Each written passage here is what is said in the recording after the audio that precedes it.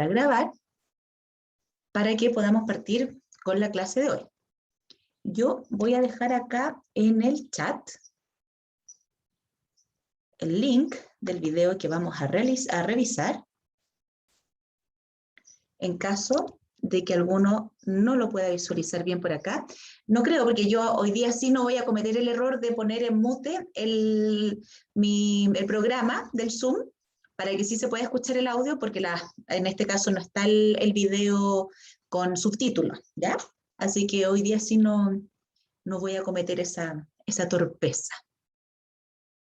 Por favor, díganme si se ve bien la imagen. Yo me voy ahí a desaparecer. ¿Se ve bien? Sí. ¿Sí? Sí. Muy bien. Entonces, como les decía recién, vamos a revisar este video. Es un poco extenso, es largo. De repente van a aparecer algunos anuncios, pero creo que aparecen 2 nomás. Así que ahí yo los salto rápidamente para que se pueda seguir visualizando el contenido. Es español. Es un video que habla del modelo de la psicología, o sea, de la psicología de la personalidad, de los Big Five. Los Big Five es un modelo que habla de 5 grandes rasgos importantísimos en las personalidades de los sujetos, pero lo curioso de este modelo, a diferencia de muchos otros, es que esos 5 grandes aspectos de la personalidad da paso después a un modelo de competencias laborales, ¿ya? Entonces, cada uno de las 5 dimensiones de la personalidad, con los años, dio origen a una serie de comportamientos asociados a cualidades que te aseguran el éxito o que hacen que tú tengas un mejor rendimiento en el mundo laboral, ¿ya? Así que por eso quiero compartir con ustedes este video. Por supuesto, después yo les voy a explicar otros aspectos de la personalidad que tienen que ver con cuando el sujeto es pequeño, cómo se empieza a gestar esa personalidad en la interacción del bebé con la madre o con el cuidador primario, pero vamos a partir primero viendo este video, ¿ok? Así que los invito a estar oreja, pestaña y ceja ahí con la información que van a ver. Decía Tales de Mileto, lo fácil es pensar que conocemos al prójimo, lo difícil, conocerse. Voy a retroceder un poquito. Parece que se me adelantó. Ahí sí.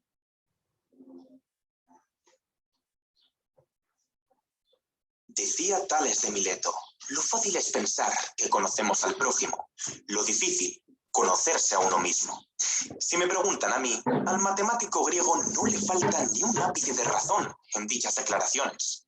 Parece que somos expertos en juzgar, etiquetar y desprestigiar a los demás en base al comportamiento que adoptan para con las personas de su alrededor. De puertas para afuera, la personalidad ajena es llana, simple, predecible y descifrable. Sin embargo, ¿qué sucede cuando toca analizarnos a nosotros mismos?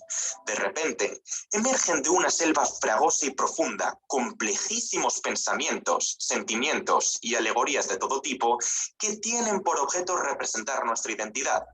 A la postre, tendemos a concebirnos como la excepción a la norma, el intruso de la sala, el punto aislado del plano que corrompe, deprava y ensucia por entero el análisis de regresión. Yo soy, como diría Ortega y Gasset, yo y mis circunstancias. ¿De verdad la gente cree que puede etiquetar mi forma de ser y pronosticar mi conducta? Dijo un hombre cualquiera. No me cabe la menor duda de que la personalidad es uno de los puzzles psicológicos más enrevesados y caóticos que podemos encontrar, pues existen infinitas combinaciones de seres humanos, cada cual singular e irrepetible. Aún así, también impera la tendencia a polarizar nuestras valoraciones hacia un status quo exageradamente positivo, ignorando los vicios, defectos y manías más notorios en los que solemos incurrir en pos de enaltecer nuestra imagen de cara al público, o dramáticamente negativo, creando una visión distorsionada y pesimista de nuestros atributos, capacidades y facultades, y en suma, magnificando las emociones adversas que retroalimentan dichos pensamientos catastrofistas. Con todo, mi propósito con este corto documental es que puedas al fin comprender el funcionamiento de tu esencia como persona. Amigos, os aseguro que os sorprenderéis a vosotros mismos, como nunca antes lo habéis hecho. Antes de hablar de la personalidad, creo conveniente ofrecer una definición del concepto, distinguiéndola de posibles malinterpretaciones, creencias populares o mitos sin sentido. En el lenguaje cotidiano es frecuente ver cómo los términos personalidad, temperamento y carácter se emplean de forma intercambiable. Sin embargo, uno ha de advertir que estas palabras pretenden matizar ciertas diferencias que rara vez se observan a simple vista.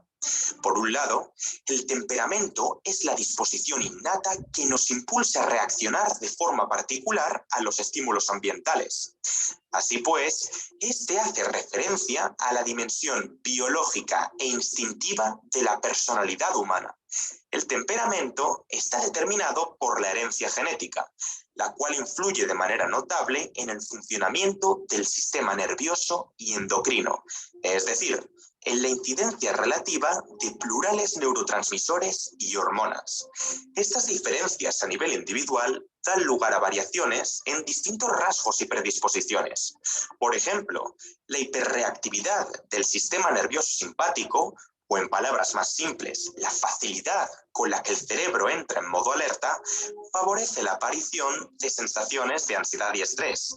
Asimismo, otro ejemplo que proporciona Hans Eysenck es que las personas extrovertidas se caracterizan por niveles crónicamente bajos de activación cortical.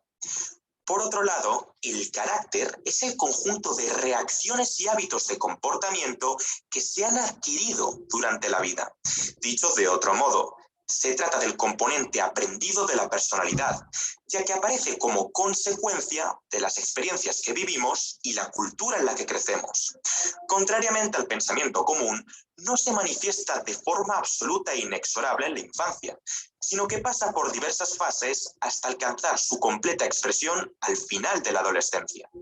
En efecto, las vivencias específicas, la localización geográfica, el entorno social y familiar o la educación formal son capaces de moldear considerablemente las predisposiciones genéticas y tendencias biológicas antes descritas, esto es, al temperamento. Si bien no existe un grado de acuerdo tan contundente en torno a la definición del carácter en comparación con la de temperamento, la mayoría de propuestas destacan el hecho de que el primero deriva de la interacción social. Una vez aclarado este punto, ¿cómo entendemos hoy en día la personalidad? Pues mediante la siguiente fórmula: personalidad es igual a temperamento más carácter. En psicología, el término personalidad se define como la organización de las emociones, cogniciones y conductas que determinan los patrones de comportamiento de un individuo. Se trata de la integración dinámica de las pautas de comportamiento que emanan de la herencia genética en colaboración con los factores sociales y culturales, es decir, un conjunto de rasgos tanto aprendidos como innatos que se dan en un individuo y persisten a lo largo del tiempo.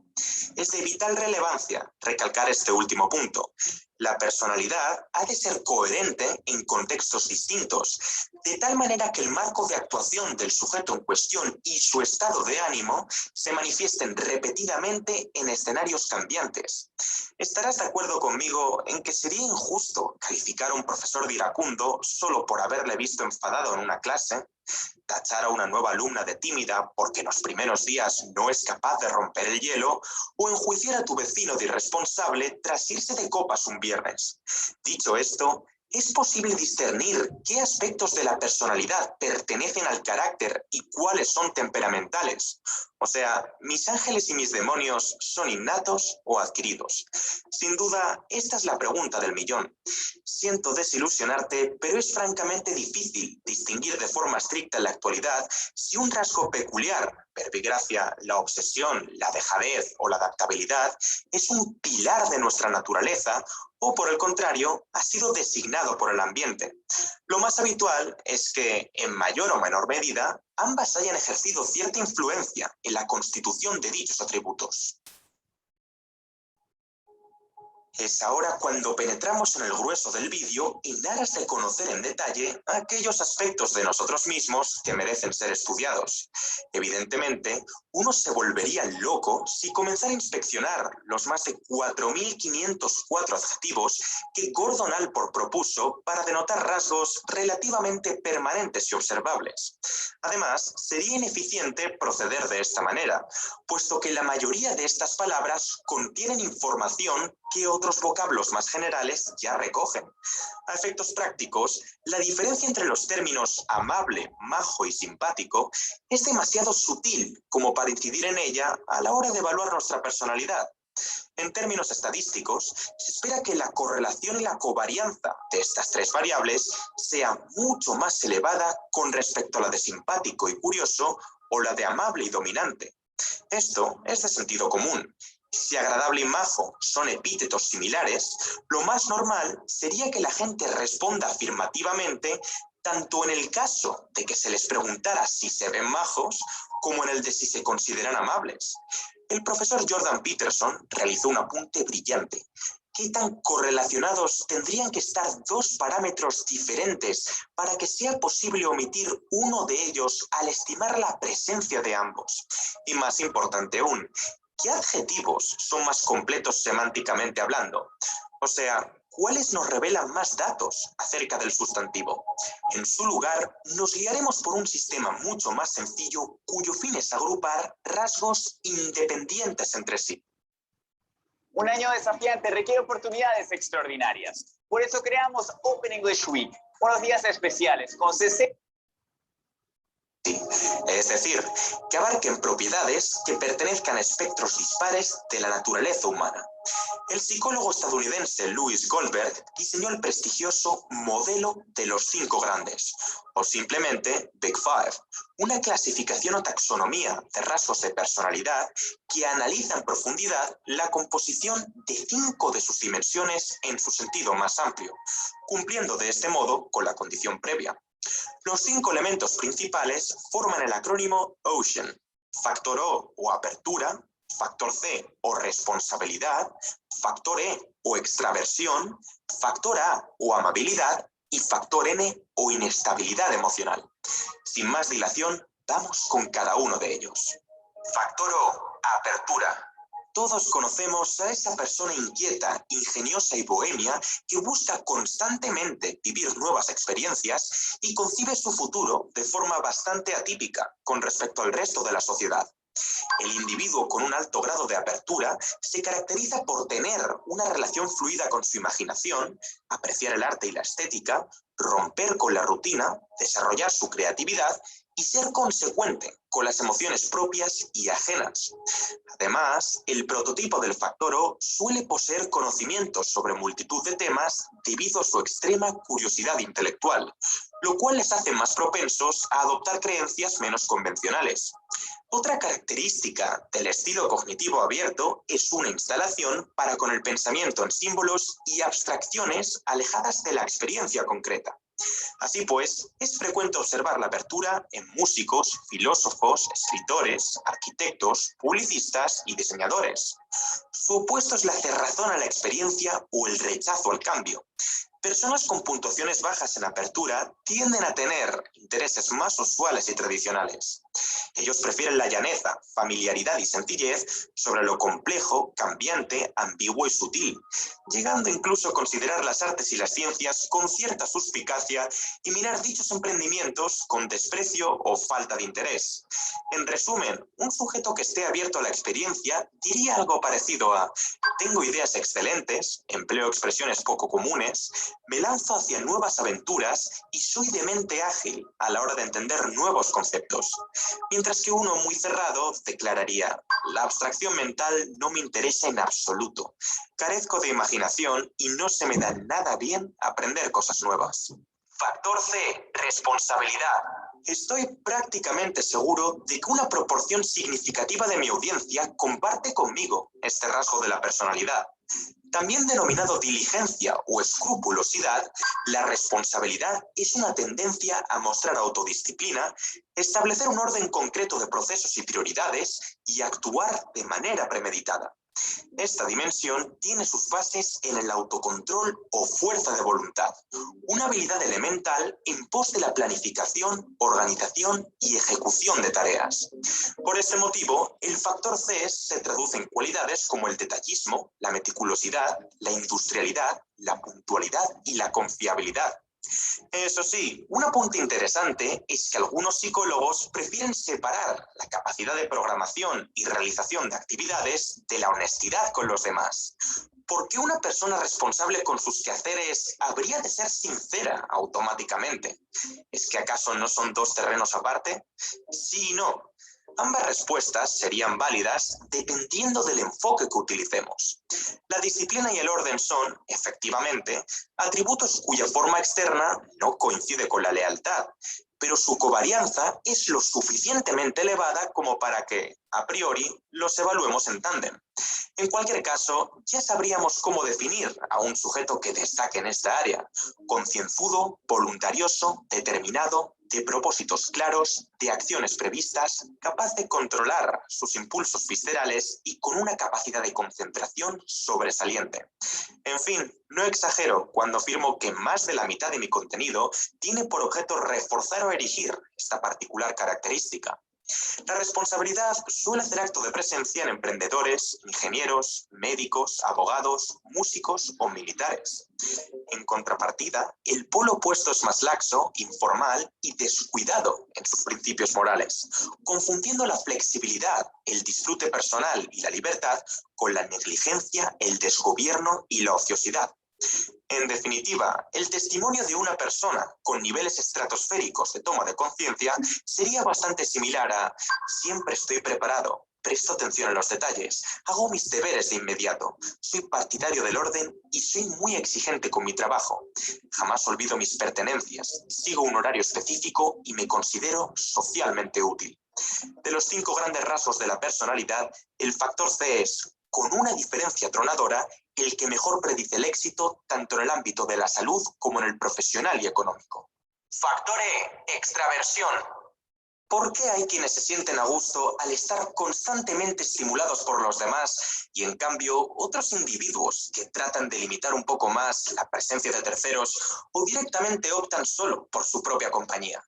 La respuesta variará en función del grado de extroversión, un rasgo que se caracteriza por la alta sociabilidad, la tendencia al acompañamiento de otros, el atrevimiento en situaciones sociales o la predisposición a evitar la soledad. Este perfil suele mostrar un pronunciado compromiso o unión con el mundo externo. A los extrovertidos les gusta estar rodeados de gente, siendo a menudo percibidos como personas entusiastas, energéticas, alegres y carismáticas. Ya sabes, ese amigo o amiga al que le propones una quedada a última hora y con casi toda seguridad su respuesta será un «me apunto» o un «sí, vamos». En suma, su rica experiencia social les dota de recursos para llamar la atención de forma positiva, hablar para que el receptor se entretenga con su discurso y en muchas ocasiones comunicar sus opiniones y deseos con asertividad. A la inversa, los introvertidos guardan un menor compromiso social y no reflejan tanta vivacidad como los extrovertidos. Más bien, su inclinación se fructifica por medio de la tranquilidad, la deliberación y la discreción, razón por la cual están menos involucrados con el mundo exterior. Eso sí, su falta de participación comunitaria no debe interpretarse necesariamente como timidez, desapego o depresión. Su actitud con respecto al entorno podría deberse al simple hecho de que no requieren tanta estimulación externa o saben sacar provecho de su propia soledad. Y es que, en dosis adecuadas, pasar tiempo con nosotros mismos constituye un importante estímulo para la creatividad, el enfoque y la cultivación del intelecto. Eso sí, es menester aclarar que el aislamiento social severo y prolongado es a su vez causa y consecuencia de múltiples trastornos como la depresión o la ansiedad. No todo introvertido disfruta de sí mismo. Recapitulando, las declaraciones de un sujeto con alta puntuación en el factor E serían muy próximas a «me encanta la gente, Me siento cómodo en su presencia. Suelo charlar con muchas personas distintas en eventos, fiestas y situaciones. No me importa ser el centro de atención. No tengo ningún problema en iniciar una conversación y mis amistades son variadas y satisfactorias. En cambio, una persona muy reservada manifestaría: no hablo demasiado, odio que todo el mundo se fije en mí. Pienso mucho las cosas antes de hablar o actuar. Estoy más callado de lo habitual con extraños y me repele la idea de hablar ante grandes multitudes.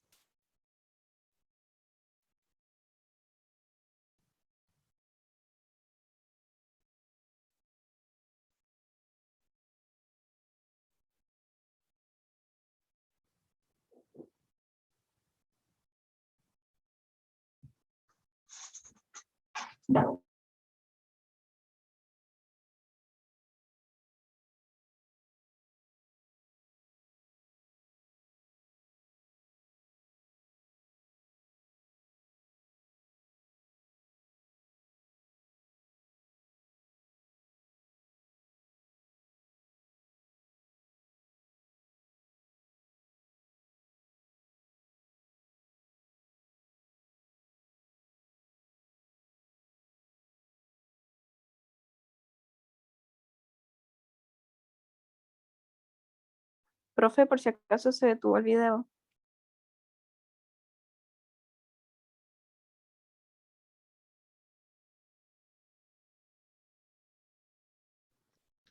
Parece que me expulsó. ¿Me escuchan ahí? Sí, ahora sí se escucha. Parece que se cortó Usted. la conexión. Espérenme. ¿Ahí ven el video? Sí. Ya lo retrocedí unos minutos. Y ahí voy. Grandes multitudes. Factor A, amabilidad. ¿Conoces la máxima trata a los demás como te gustaría que te tratasen a ti? Pues esta es precisamente la base de la amabilidad. También denominada afabilidad o simpatía, se define como la demostración continua y genuina de respeto, tolerancia y cordialidad. Sin perjuicio de que sea más o menos comunicativo o sociable, el afable refleja humildad y sencillez allá por donde pasa. Confía en la honestidad de otros individuos, tiene vocación por ayudar a quien lo necesite y empatiza muy bien con los sentimientos ajenos. Además, sus dotes para ponerse en la posición del prójimo le permiten interpretar la realidad desde puntos de vista completamente diferentes, lo cual se traduce en una propensión superior a aceptar otras opiniones, creencias y valores. Sin embargo, como ya deberías pronosticar a estas alturas del discurso, hay una espina para cada rosa. En este caso, el enemigo de la amabilidad es la grosería, esto es, tipos desagradables, rudos y antipáticos que solo velan por sus propios intereses, se despreocupan de las emociones de sus semejantes y utilizan un vocabulario demasiado directo, explícito y, en el peor de los escenarios, peyorativo y violento. A veces, su escepticismo sobre la buena fe de las intenciones de los demás hace que sean percibidos como sospechosos y poco cooperativos.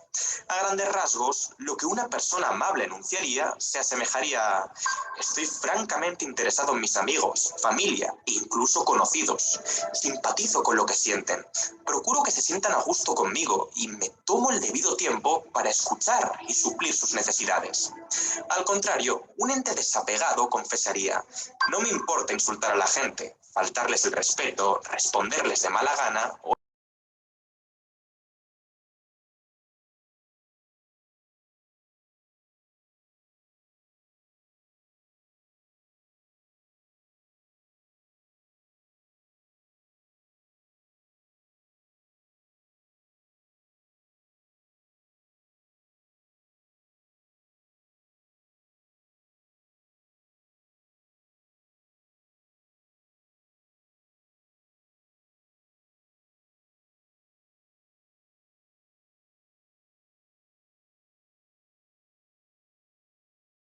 incluso las actividades normales de la vida cotidiana como irresolubles, aflictivas o imposibles de...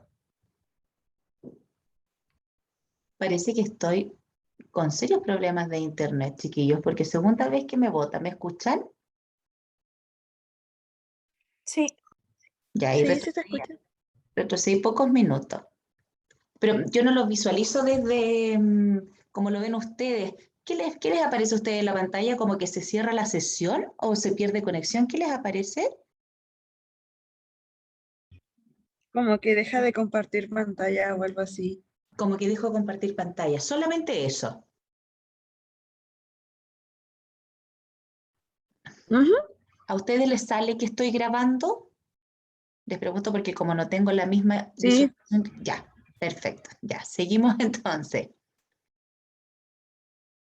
Bueno, ustedes saben que estas cosas pasan en esto de la virtualidad, pues, ya, así que pido mil disculpas.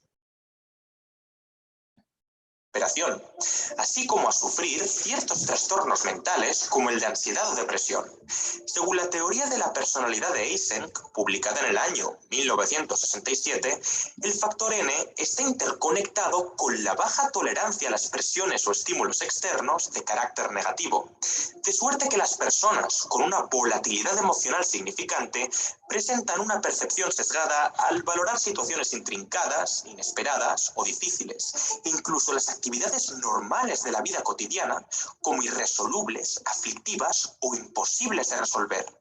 De este modo, el mundo es concebido por ellos como un lugar cruel, hostil, gélido, despiadado y repleto de incontables amenazas y peligros, motivo por el cual se ven envueltos en toda clase de conductas reactivas, vulnerables y poco homogéneas que persisten y empeoran conforme transcurren los años.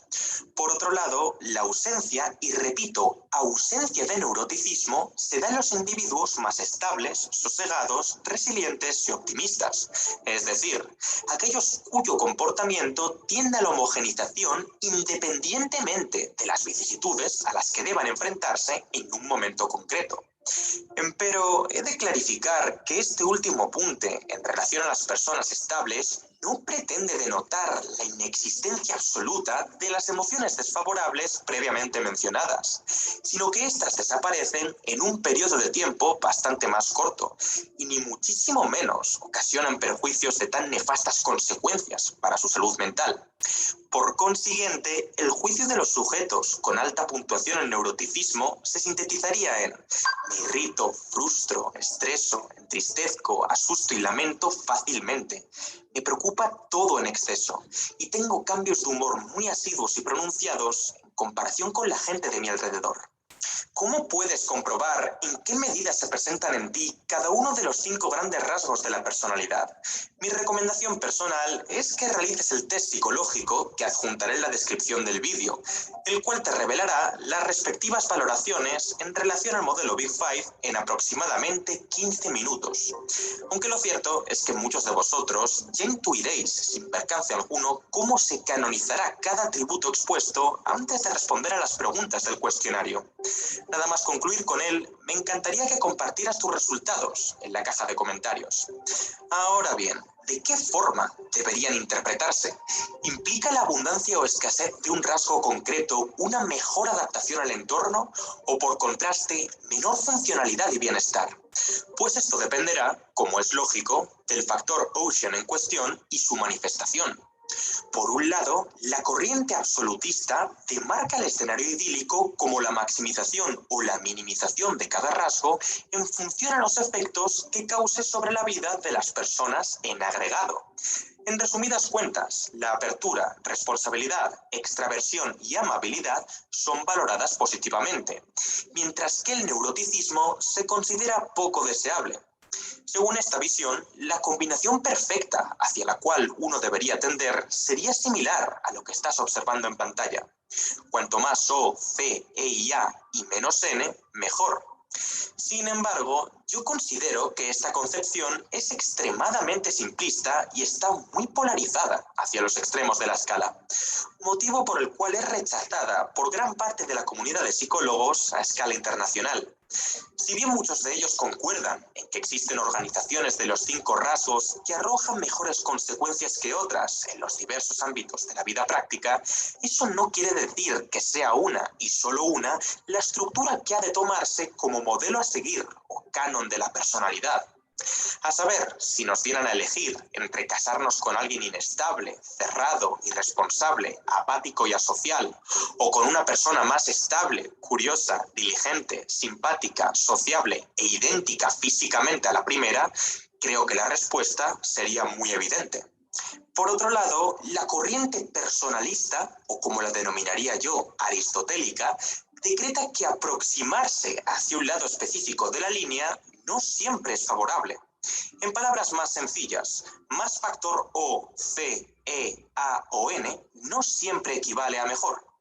Bien, es cierto que hay un consenso prácticamente generalizado en cuanto al neuroticismo, cuya fluencia se asocia a un performance inoperativo, decadente y lastrante, tanto en las tareas intelectuales como en las emocionales.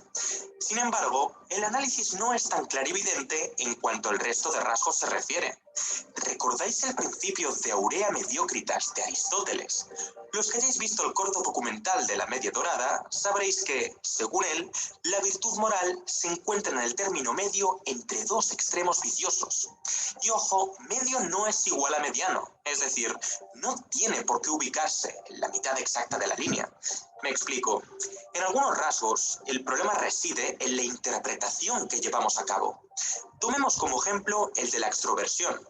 Buscar activamente la compañía de los demás y actuar de forma entusiasta en las relaciones sociales suele ser beneficioso en muchos casos, pero también podríamos estar ante un sujeto con trastorno de la personalidad histriónica que pretende llamar la atención a toda costa, o de la personalidad dependiente, que requiere un acompañamiento continuo de los demás para evadirse de sus problemas personales. Asimismo, la amabilidad, empatía y miramiento hacia individuos con trastorno de la personalidad narcisista, borderline o antisocial, ya sea la vertiente psicópata o en la sociópata, nos colocaría con una altísima probabilidad en situaciones muy vulnerables en las que la otra persona aprovecharía para descalificar, manipular, maltratar o humillar. La introversión mal encauzada se traduce habitualmente en el trastorno de la personalidad evitativa, gente que alude a eventos sociales o interacciones que impliquen un riesgo de rechazo, crítica o humillación.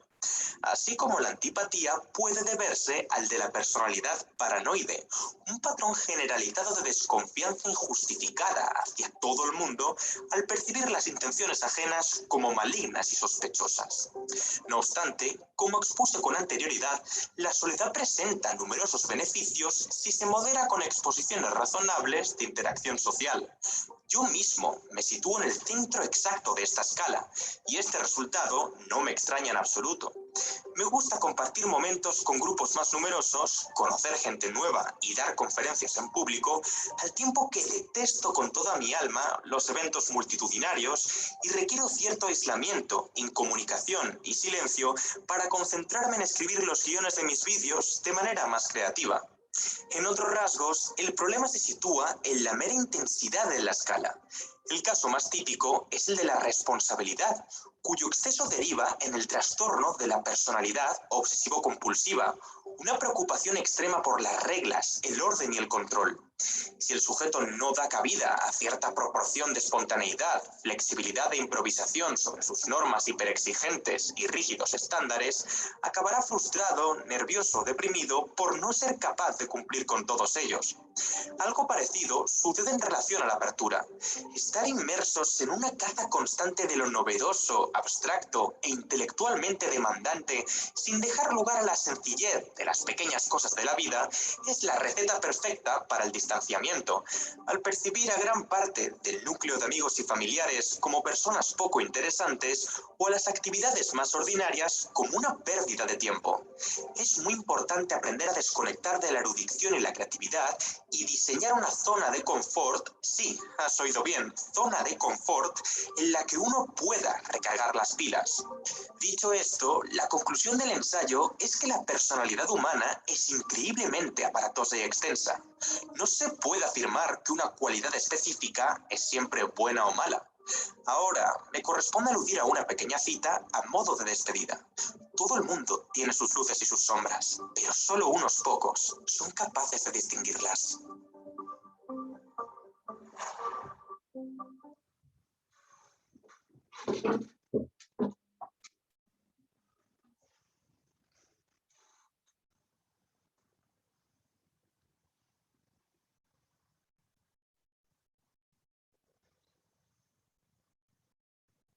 Ok. ¿Qué les pareció el video? Diego Abarca, ¿qué te pareció el video a ti?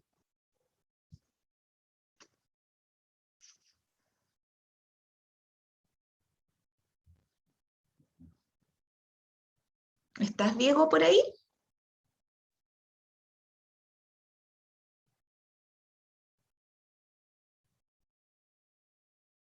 Hola, Florencia Santibáñez, ¿está por ahí?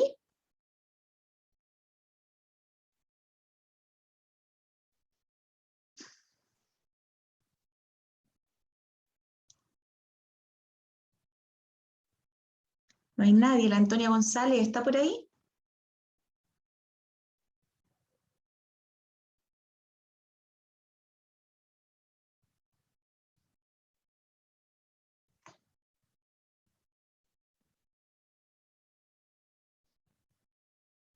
Ah, que señala diferentes actitudes que uno puede tomar sin darse cuenta, dice ahí el Dinko. Claro, que es interesante. Profe, sí estoy. Ya. Lo siento, lo siento. Oye, ¿viste el video? Sí, pero como a medias, la verdad. Ya. Ya no te voy a preguntar por qué, porque eso ya es como cosa tuya, pero de lo que alcanzaste a ver, ¿qué te llamó algo la atención? ¿Qué te pareció? La verdad es como súper, como intenso, la verdad, es como loco las conceptos que utilizó, lo que nos mostró usted. Es como, se me olvidó el concepto que utilizó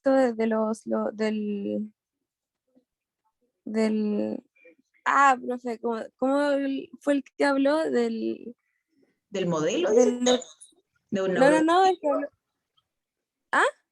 ¿Pero de qué cosa? A ver, es que contextualízame la explicó idea. como estos patrones, los patrones que ¿Ya? no es como una enfermedad. ¿Ah? Los patrones estos que son como enfermedad, como los TOC, como los trastornos, estos Ah, trastornos. ya, cuando la categoría, cuando la dimensión está llevada como al extremo, ya sea en el extremo positivo, exceso, extremo Claro, negativo con la carencia. Sí, pues yo les contaba que este es un modelo que da paso, después claro, de los años de investigación. claro, pero se me olvidó la palabra del trastorno, eso, a eso voy. Eso a mí me parece un exceso, ¿Cómo? ¿Cómo, profe? Ay, no sé, parece que estaba hablando otra Profe, persona. Sí, acá estoy. ¿Me escucháis?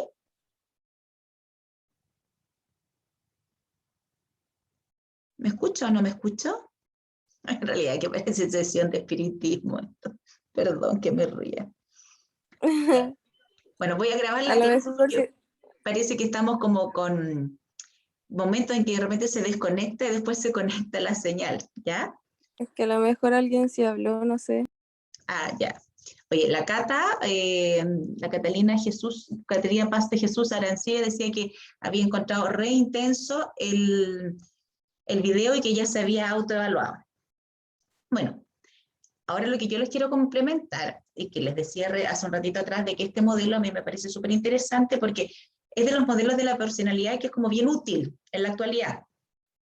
¿Por qué digo útil? Porque nos arroja harta información, nos permite visualizarnos, sin entrar en estas categorías conceptuales que de pronto son súper densas porque son solamente diseñadas para psicólogos, donde el otro entiende la mitad porque parece como chino o griego lo que me están hablando, y además da paso a poder hacerse una autoevaluación y después proyectarse con las competencias profesionales. Por ejemplo, las personas que son muy tenaces, o las personas que tienen como mayor apertura van a tener cierta tendencia a ser buenos líderes, o sea, no buenos líderes, sino que tener una condición de liderazgo. Ahora, el liderazgo se va a expresar en guiar muy bien, en expresar muy bien, en influir bien en el comportamiento. Entonces, ese rasgo de la personalidad que tiene el sujeto, que está bien, altamente desarrollado, le va a permitir, si es que quiere desarrollar habilidades o funciones de liderazgo en algún minuto en el trabajo o en cualquier otra actividad, le puede permitir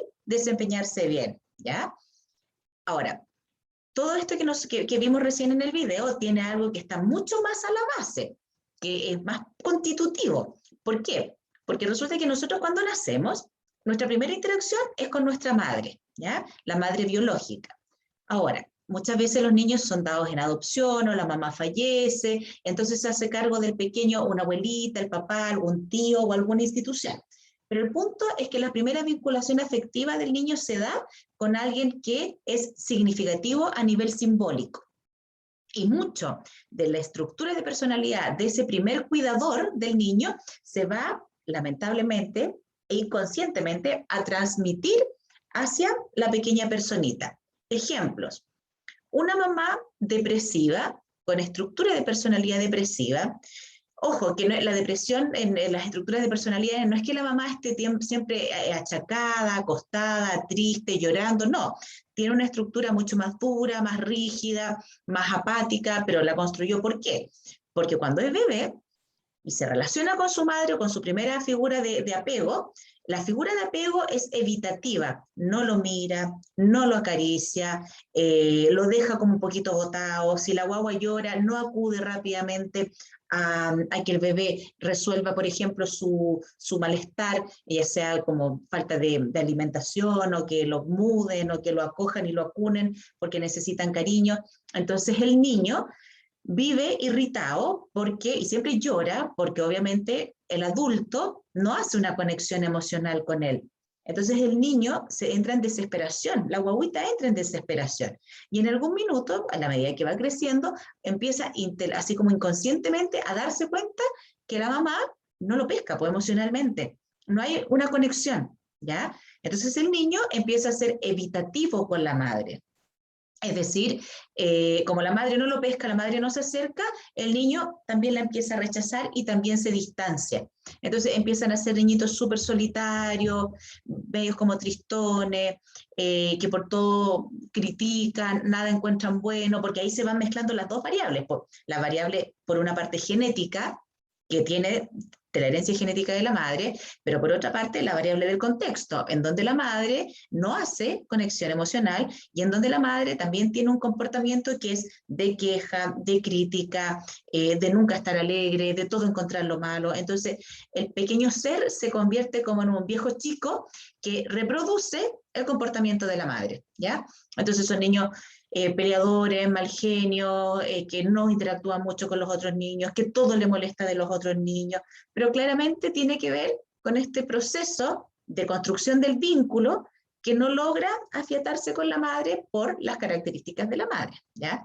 Ahora, si este mismo pequeño que tiene esa relación con la madre, o la madre tiene estas características, si este niño, por ejemplo, lo cría y lo toma la abuela, ¿ya?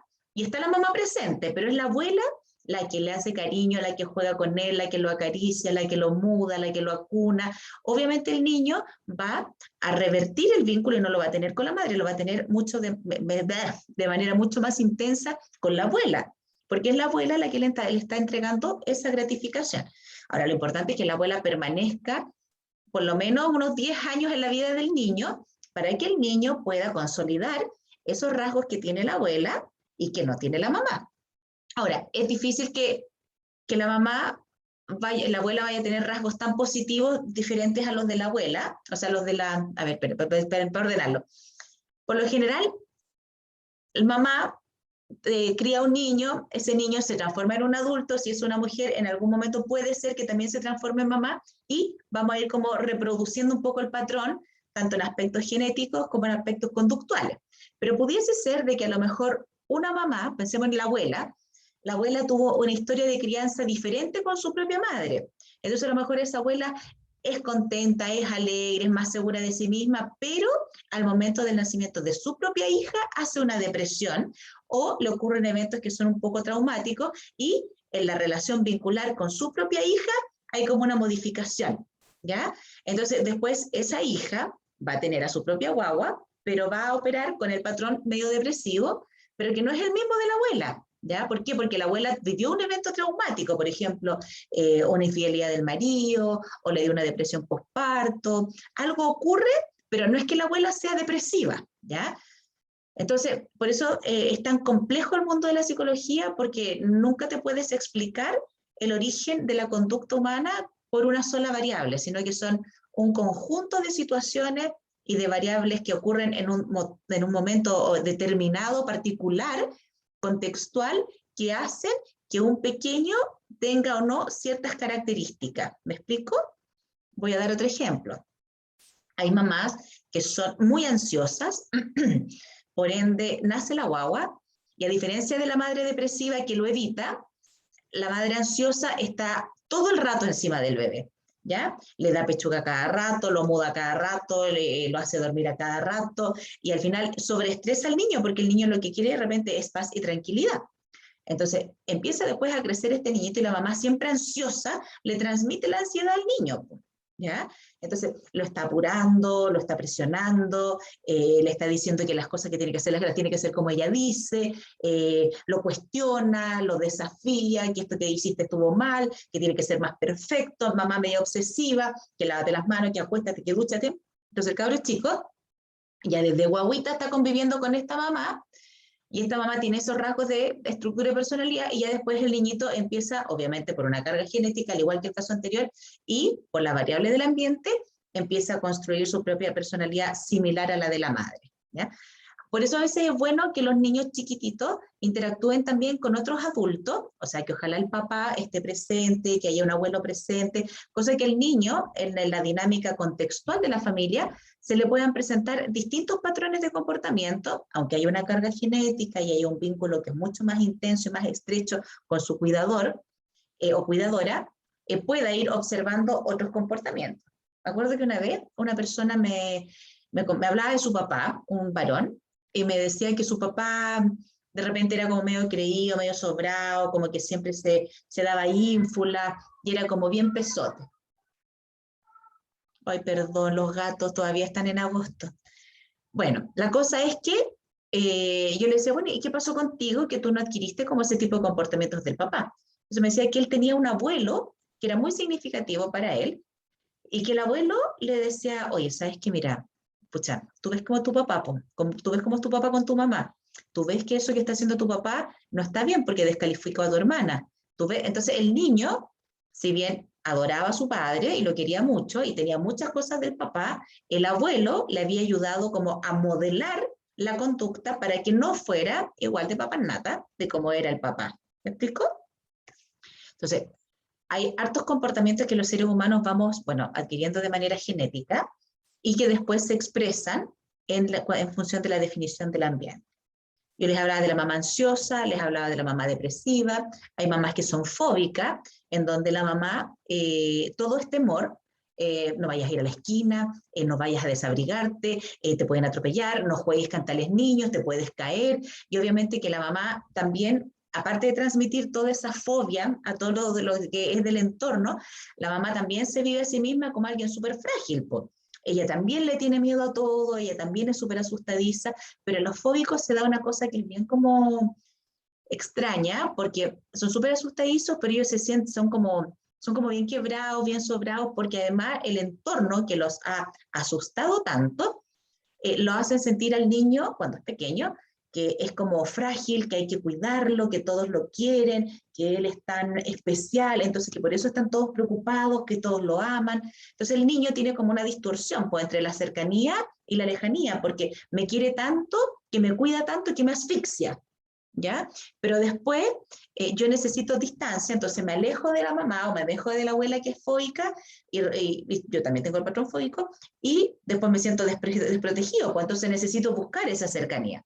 Entonces son estas personas que oscilan entre la lejanía y la cercanía afectiva, porque por una parte necesitan protección, pero cuando se sienten acogotados necesitan un poco de independencia. ¿Ya? Y ahí se van gestando otros tipos de comportamientos. ¿Ya? Y hay mamás que son muy dependientes del juicio ajeno, son mamás que siempre están en función de lo que van a decir las otras personas, entonces mamás muy inseguras o cuidadores muy inseguros, entonces están en función del niño de que no hagas esto, ¿qué van a decir los profesores? Pero ¿cómo le pegaste a Pepito? Que tu abuela después te va a retar, y el niño crece con una inseguridad tan grande, en donde el niño lo único que sabe es que tiene que agradar al resto siempre, para poder ser querido, para poder ser aceptado, para poder ser acogido. Entonces el niño también se vivencia a sí mismo como una persona que no es capaz de plantear su punto de vista de manera abierta, que le cuesta transmitir lo que le molesta, que le cuesta decir lo que quiere, lo que le gusta, porque siempre va a estar siendo regulado por el entorno, que en este caso es la madre, con el qué dirán, ¿ya? Ahora, en cuanto a personas, o sea, esto es lo que estoy haciendo yo es como un súper mega resumen, ¿ya? Porque es mucho más complejo, mucho más amplio. Pero existen combinaciones, ¿ya? E incluso existen afinidades. Por ejemplo, es difícil que un depresivo se case con un obsesivo, porque el depresivo todo lo critica, todo lo cuestiona, todo es negro, y el obsesivo siempre está buscando la certeza de las cosas. Entonces esos dos, puro explosión y pura pelea, ¿ya? Ahora, un dápico con un fóbico, el fóbico siempre está buscando que lo quieran, que lo amen, que lo adulen, y después quiere distancia. Y eso es el fóbico. Y el dápico lo que anda buscando siempre es que lo aprueben, que lo acojan, que le den validación. Entonces, esa dinámica, si bien se puede dar, es como bien nociva, porque en realidad el fóbico siempre se va a aprovechar de la necesidad de atención y de validación que tiene el dápico, que el dápico siempre lo va a estar complaciendo para que el otro lo pueda validar y lo pueda acoger, ¿ya? Entonces, son combinaciones, las personalidades no son tipologías puras, son tipologías híbridas, son mixturas, a veces con tendencia a una exageración por un polo o por el otro, pero claro, llevando a los extremos, van a aparecer todo lo que es los trastornos psiquiátricos. Y los trastornos psiquiátricos a veces pueden ser desarrollados por la vinculación del niño con un adulto que también tenga un trastorno, o bien porque el niño se le desarrolla a través de del aprendizaje social, se le empieza a desarrollar ese trastorno. Por ejemplo, mucho se habla de las personas que son borderline, y que, claro, hay harta investigación respecto de temas como alteraciones genéticas, neurológicas y todo, pero da la casualidad de que las madres de los que son borderline son mamás que son súper exigentes, que nada aprueban del hijo, que lo sobreestresan, que lo presionan, que después lo dejan como de lado porque no te logra como satisfacer. Entonces el cabro chico vive como en la locura de la madre, pues, no me quiere o no me quiere, está conmigo o no está conmigo, quiero hacer las cosas, no me deja, me frustra, después me siento querida, pero después me rechaza. Entonces el niño va construyendo un patrón de tanta inestabilidad que en algún minuto el cerebro frágil humano de un pequeño hace como un y empieza a aparecer el trastorno psiquiátrico, ¿ya? Lo mismo yo les contaba, no sé si a usted o a qué otro grupo, que probablemente vieron la película El Guasón, de que claro, la madre del niñito tenía un trastorno psiquiátrico, pero la mamá aguantaba el maltrato, la violencia y eso hacia de otras personas, pero la mamá no maltrataba al niño. Pero el niño vivía experiencias traumáticas con terceros, en donde la mamá no lo protegía, en donde la mamá más encima le desfiguraba la realidad. Entonces el niño ya era vulnerable socioeconómicamente, culturalmente también, la mamá con una condición psiquiátrica compleja, y más encima el cabro chico expuesto a un ambiente tremendamente destructivo. Potencial psicópata, por todos lados. ¿Ya? Y más encima mostraban en la película algo que es la cruda realidad, que el sistema, ¿ya? El sistema social, en este caso Estados Unidos, pero en Chile también debe funcionar de la misma manera, dejan completo abandono a la persona, ¿ya? Porque los sistemas no tienen las horas psiquiátricas en los hospitales como debieran darlas. De repente, a mí me pasó una vez, me acuerdo que me lo contó una colega, que una persona llegó con depresión al consultorio y le dieron hora como para 2 meses más, pues. Y cuando le tocó la hora y salió la psicóloga a decir, perico los palotes, para que entrara al box, como habían pasado 2 meses desde que Perico los Palotes había tomado la hora hasta que se la dieron, Perico los Palotes se había suicidado. O sea, no sirvió de nada el sistema por más que le fuera a dar una sesión psiquiátrica o psicológica gratuita cuando la persona la necesitaba en ese minuto, el apoyo, ¿ya? Entonces, bueno, lo que quiero decir para ir cerrando es que las personalidades son únicas, ¿ya? Cada sujeto, cada persona tiene su propia construcción de su personalidad. Uno nunca sabe cuál es la experiencia subjetiva que tiene la otra persona y por qué la otra persona es así. Por eso es importante el diálogo, para poder entender a las otras personas. Y a veces las personas que aparecen como más complicadas, más amargadas, más complejas, son personas que les ha tocado una historia de vida también más compleja, ¿ya? Así que no sé si hay alguna consulta, duda o comentario respecto de lo que vimos ahora en este video y con esto que yo estoy comentando.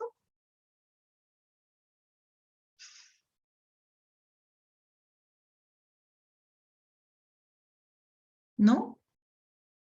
Bueno, lo último, ahí la Antonia González dice, mi hermana tiene TOC.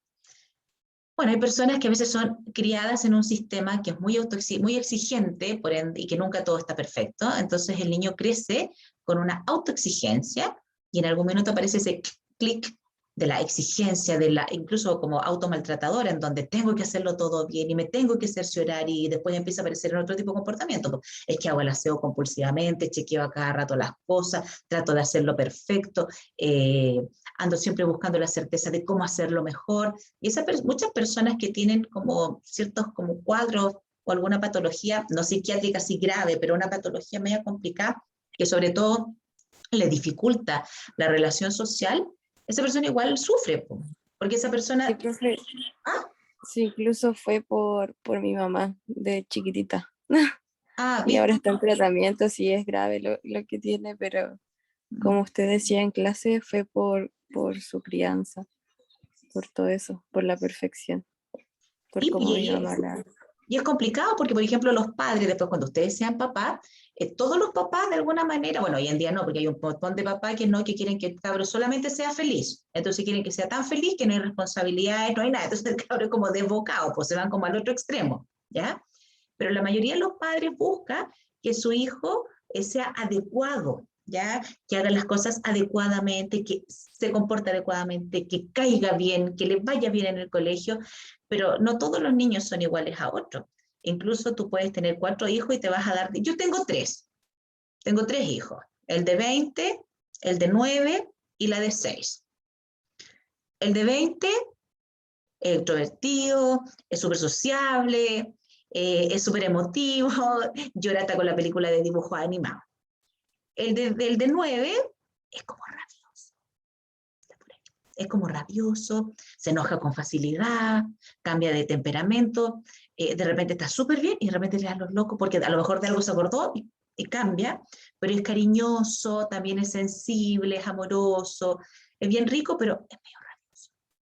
Y está la más chica, que la más chica dice, ¿por qué los avalos más grandes? ¿Pero por qué están llorando? Si es una película, si es fantasía. Y la más chica, nosotros le decimos María Tres Cocos, porque juega, es bien mina para sus cosas, pero juega con los niños varones como si fuera otra más, pues corre como loca, es como bien sociable también, le cuesta un poco el lenguaje, pero ella no se inhibe por eso, o sea, igual saca su personalidad, saluda a todo el mundo, y yo me doy cuenta que de los 3, que tienen la misma madre, igual de loca, los 3 son súper distintos, porque tienen características diferentes y aparecen y nacen en momentos diferentes de la madre. Entonces, es como la típica que dice que el conchito es el más regalón, porque claro, tú lo criás casi como que fuera el chiche, po. Y con el más grande, los papás somos más exigentes, porque es el primero, po. Tenéis como que demostrar como papá que la estáis haciendo bien. Y todo eso es inconsciente. Y más encima los chiquillos no tienen todos los mismos rasgos de personalidad y de las mismas características como entre biológicas, porque acuérdense que la genética también te pega unas malas pasadas, hay combinaciones, entonces no van a ser, aunque son genéticamente similares, los 3 hijos, biológicamente no están las mismas combinaciones. Y a eso súmale que los momentos en el ambiente, por los distintos años, las distintas variables de los mismos padres tampoco son las mismas. Entonces, la personalidad es todo un mundo, se estudia harto con el propósito de comprender la dinámica y el comportamiento humano y por supuesto lo llevamos a las organizaciones y al mundo laboral también para comprender las dinámicas humanas, porque en el mundo laboral el aspecto emocional y relacional es clave para el éxito de la compañía. Muchas veces las empresas se dicen, no, es que la empresa más estructurada, con más definiciones, es la más exitosa, pero en el fondo la empresa exitosa la hacen las personas que trabajan en esa organización. Y claramente por eso aparecen también las competencias laborales, porque cuando se hace el reclutamiento, andamos buscando personas que tengan ciertos tipos de características para que encajen en los cargos o con las funciones que tienen que desempeñar y además encajen en la cultura que queremos cimentar a nivel organizacional. Y ahí se nos hace tremendamente importante conocer aspectos de la personalidad, en este caso, de los trabajadores, de los postulantes, de la jefatura. ¿Ya? ¿Alguna consulta, duda, comentario?